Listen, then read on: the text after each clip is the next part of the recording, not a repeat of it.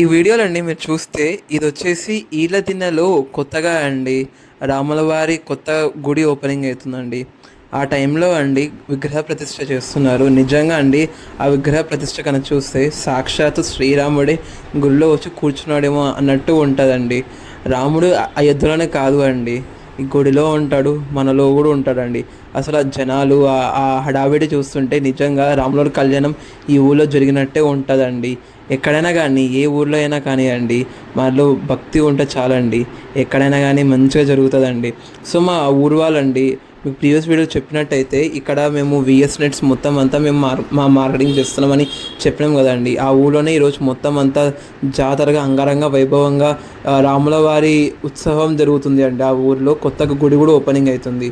నిజంగా చెప్తానండి, వాళ్ళు మమ్మల్ని ఇన్వైట్ చేసినారు మా విఎస్ నెట్స్కి. నిజంగా అండి ఆ యోగ్యత మాకు కూడా కలిగిందంటే మాకు చాలా హ్యాపీనెస్ అని అనిపించిందండి ఆ ప్రాణప్రతిష్ఠ చూస్తూ ఉంటే.